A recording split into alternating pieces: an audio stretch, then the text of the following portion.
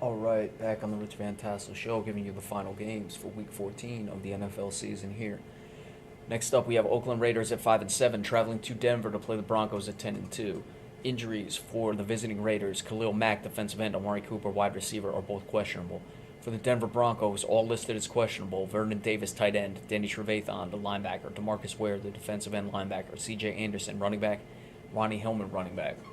Oakland is 5-7. Denver is 10-2. Oakland is basically in win-out mode. I had them to get in the playoffs, so I'm really in bad shape with that prediction here. Denver at 10-2. Brock Osweiler will get the start again. He's been very impressive and playing well for Denver, and certainly giving them some much added punch to that offense that Peyton Manning wasn't giving to them. I expect Oakland to come out and be game in this, be desperate. Derek Carr's quietly had a very good year, 26 touchdowns to 9 interceptions. Amari Cooper, who is questionable, is having a good year as well.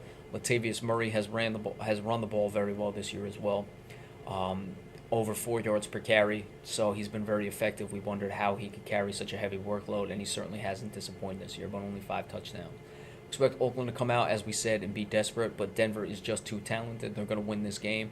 Should be relatively high scoring, and I'm liking it to be 28-24 in favor of the Denver Broncos as they take one step closer to getting not only the division but the number 1 seed in the AFC.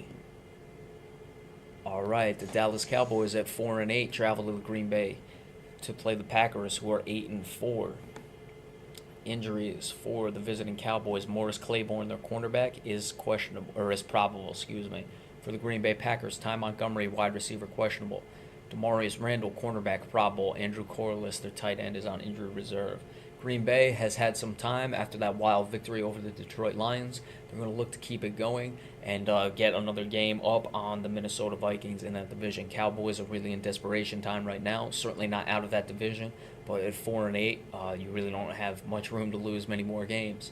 Matt Castle played fairly well towards the end of last game, but he looked lost for the early part of the Monday night game against the Cowboys. It is a short week, the final game of the 4th game in 5 tries on the road for the Cowboys, and it's going to be a difficult one for Dallas. Their secondary has been playing better. Their defense played very well on Monday night.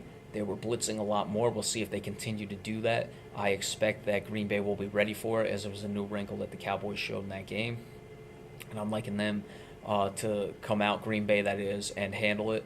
I think Dallas will be competitive for a little bit, but expect Green Bay to kind of start running away with this game. I'd like it 28-17 in favor of the Green Bay Packers. And then last up, the Sunday night game, the New England Patriots at 10-2 travel to Houston to play the 6-6 Texans. Injuries for the visiting Patriots: Dante Hightower, their linebacker; Rob Gronkowski, their tight end; Scott Chandler, their tight end; and Danny Amendola, their wide receiver, is questionable. Julian Edelman, the wide receiver, is out. For the Texans, Ben Jones, the guard; Alfred Blue, the running back; Brandon Brooks, the guard, are all probable. J.J.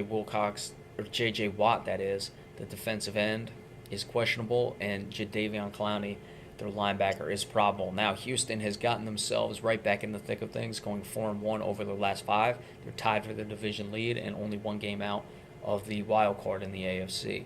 New England is 10-2. They've now lost 2 straight games and find themselves now having to really do some business the rest of the way to ensure they get the top seed in the AFC, and it might have slipped away from them with those 2 losses. Had New England not lost these 2 straight games, I'd be much more lenient to give Houston a chance in this game. They certainly have a defense that can do it, that's been playing very well. But I don't expect Brian Hoyer is going to be able to keep up with Tom Brady, and the New England Patriots are coming out mad, and I expect them to get this win.